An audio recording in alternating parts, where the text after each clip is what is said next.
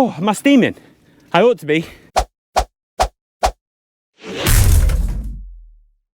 Happy New Year, everybody, and welcome back to 2025. God, I remember the millennium. The weather is beautiful here today. It is -2, it is frosty, it is cold, it is perfect winter weather. If every winter's day was like this, I'd be a very happy man. But unfortunately, it's not. It's usually raining.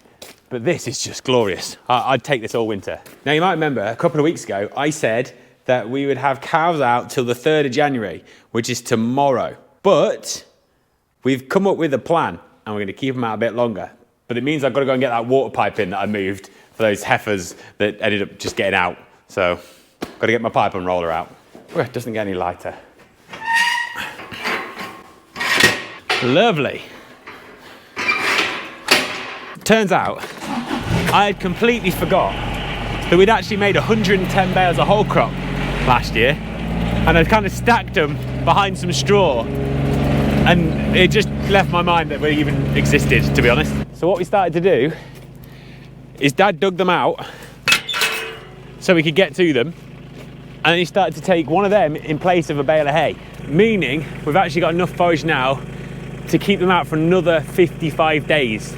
Because, to be honest, I wasn't intending on putting them whole crop bales through the shredder anyway, because they were full of stones and I could do without denting all of my tins on the sheds. So in theory, if everything plays ball, we've actually got enough forage now to keep most of the cattle out, or everything is out now, out until the end of February, which is just, that's mind-blowing to me. End of February. Like, things used to come in November, end of October sometimes. It's mental. Which means if we play our cards right, we'll actually be able to go a whole winter without having everything in at one point. Which is just, honestly, I need to shut up and get on with some work, but that just amazes me. Absolutely amazes me. There is a stop tap down here somewhere, and I was supposed to bring a trowel to dig it out, and I forgot. So luckily I've got my gloves. Here it is, here it is. We've also got a busy week because a week today is the stabiliser open day, which you're all welcome to come to if you want. But I don't actually know when this video is coming out, so it might be over by the time it comes out. But if it's not, come along, 9th of January. So the water trough is all the way down there, but I managed to undo it and then drag it down, so kind of like halfway, because I think there's about 300 metres of pipe. Because I'm trying to remember, I think I bought one day and then 2 another day. So there's a lot of pipe to wind up, but might as well take it all because it's not supposed to be down here. And Mr. Burge, who made this beautiful machine, has told me I've been doing it wrong. Apparently, you're not supposed to stand on the drawbar and wind it. You're supposed to stand here, run the pipe between your legs like that, and then wind it. And then you can use your legs to keep it in the middle. We'll give it a go. I can't spin 300 metres as fast as I can spin one, that's for sure. Oh, I've got to take the hat off. It's getting too much. You know something's warm when a body head gets out. Oh, am I steaming? I ought to be. If I'm not steaming, I'm not trying hard enough. Okay, well that's that done, thank God. That should be in the Olympics. That is hard work. I'd like to see Usain Bolt beat me on that one. Jesus. As part of the thing, you should have to wear a TorraMór fleece, a TorraMór jacket, TorraMór leggings and gloves. And then you should have to wind that up, because that is hard. Note to self, split it down into 100 metre sections is much easier. So I've just been summoned with the hedge cutter down to trim this bit of hedge back for my dad, because as you can see, he's doing a bit of ditching. He's got a pipe we've got to find, and it's being a nightmare. That round top barn there is what we call the toolie shed, and the feed passage, which is on the other side of it, has got a drain, and that drain has been just filling up with water and not getting away. So the pipe runs along this feed passage to the end, and then it tees into another pipe which comes down to this ditch. We've rodded the pipe all the way to the tee, but then that was all clear and nothing happened, so we're now trying to find it down here, and luckily we've just managed to trim up and find it. So I've just trimmed along and you can see it, it's just down there. The pipe comes into the ditch, but there's nothing coming out of it. So now we've found that, Dad's gonna go and get the draining rods, and he's gonna go and see if he can rod up it and find what's wrong, because there must be something blocking it somewhere, because the water's just not getting away and it's driving us nuts. You can see underneath that piece of water there, that's where the drain lid is, and that's all clear. From there to sort of the other side of those posts at the fence at the end, That's all clear. But the whole of this bottom of the yard, when my granddad bought the farm back in 1961, was just like a bog. So it was all part of that field that's there, and it was just like a swamp. There was nothing here. So gradually over the years, he's kind of like filled it in and filled it in and filled it in and built sheds and then built the silage pits and so on and so forth.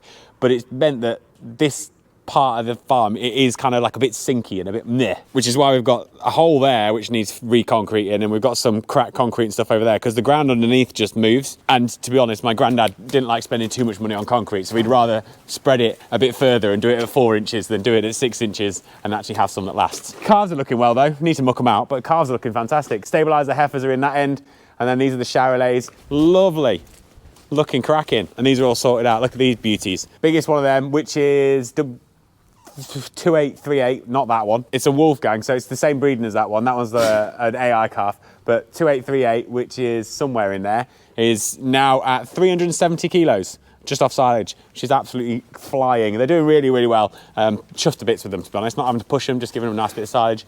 And then hopefully these things will be out before those cows come in. Day 2 of being wonderfully cold. It's -4 today, which is even better than -2. I'm incredibly jealous of those people in America where it gets like cold and then just stays cold and everywhere's frozen and it's nice.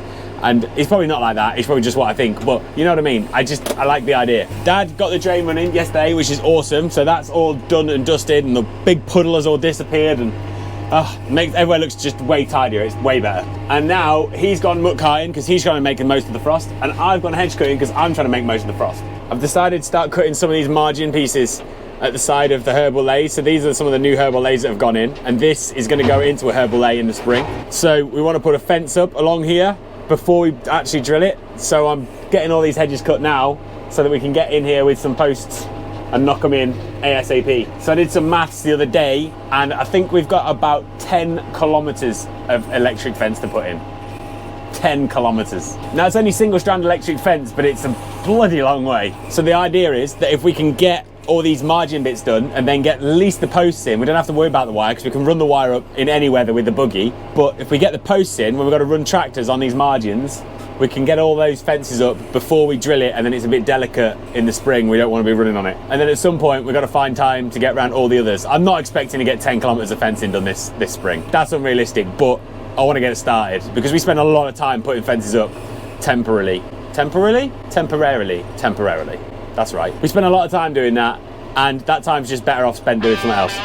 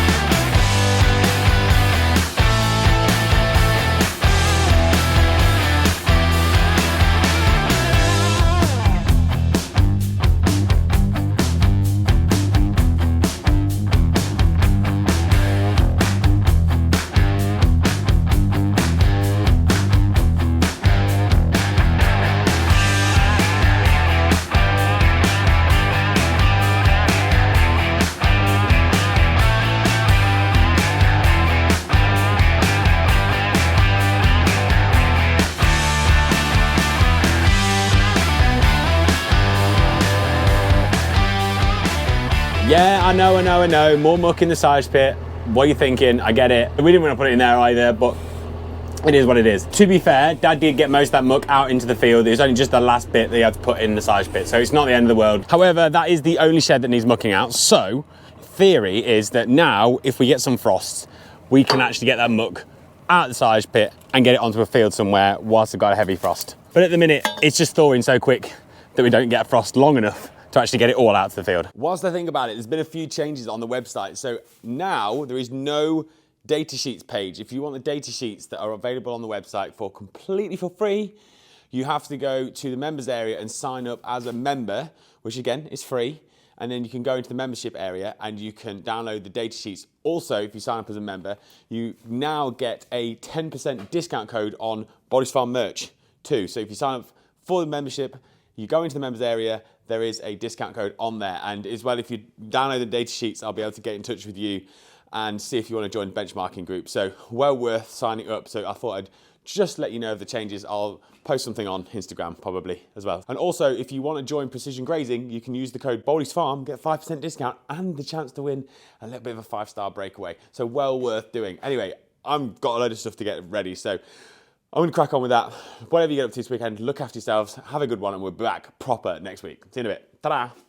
Hey, if you haven't seen it already, why not check out this video? Or you can subscribe by clicking on that logo. Alternatively, head to www.bodiesfarm.com where you can read more about the farm, check out some blog posts, or treat yourself to some of the amazing clothing that we wear here every single day.